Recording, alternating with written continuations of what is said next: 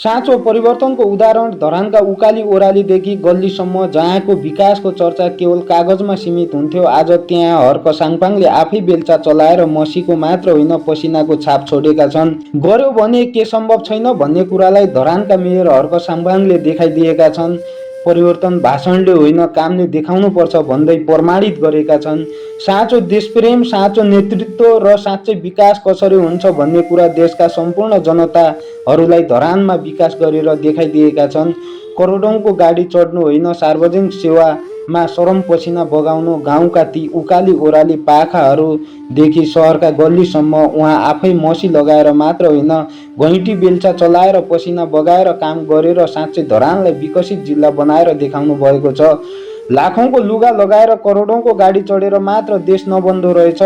देश बन्नलाई त जनताको बीचमा बसेर जनताको पसिनासँगै बगाएर समाजको हरेक नागरिकको बीचमा सहमत गरेर मात्र देश बन्दो रहेछ भन्ने कुरा आम नेपाली जनताले बुझ्नुपर्छ।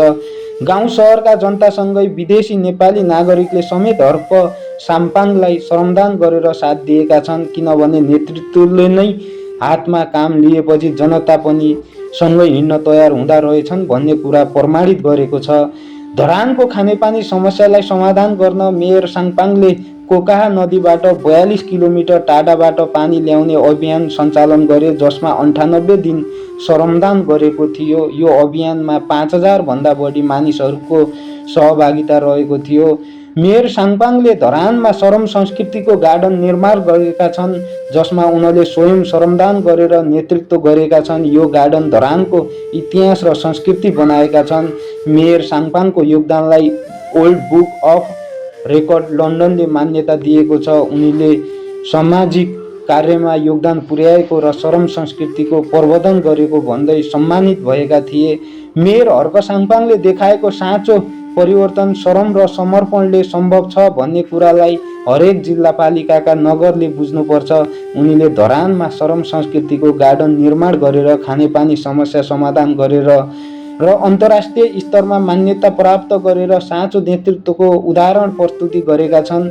धरानमा सुरु गरिएको श्रम र समर्पणको यो यात्राले हामी सबैलाई पनि आफ्नो क्षेत्रको उत्थानका लागि प्रेरित गरेको छ। यदि यस्ता अग्रसर जनप्रतिनिधि हाम्रो प्रत्येक पालिकामा भयो, हाम्रो देश नेपाल पनि एक दिन विश्वका विकसित देशसँग गनिने स्थानमा पुग्न सक्छ। प्रिय साथीहरू, तपाईहरूलाई हर्क साङपाङको प्रेरक यात्रा कस्तो लाग्यो? तपाईको मूल्याङ्कन कृपया कमेन्ट मार्फत राख्नुहोला। यसअघि जे भए पनि अब आफ्नो पालिकालाई विकासतिर अग्रसर गरौँ। हामी बोलेनौँ भने विकास सम्भव छैन। मलाई हर्क साङपाङको गरेको विकास र हर्क साङपाङले गरेको कामप्रति धेरै खुसी लाग्यो र धेरै गर्व लाग्यो।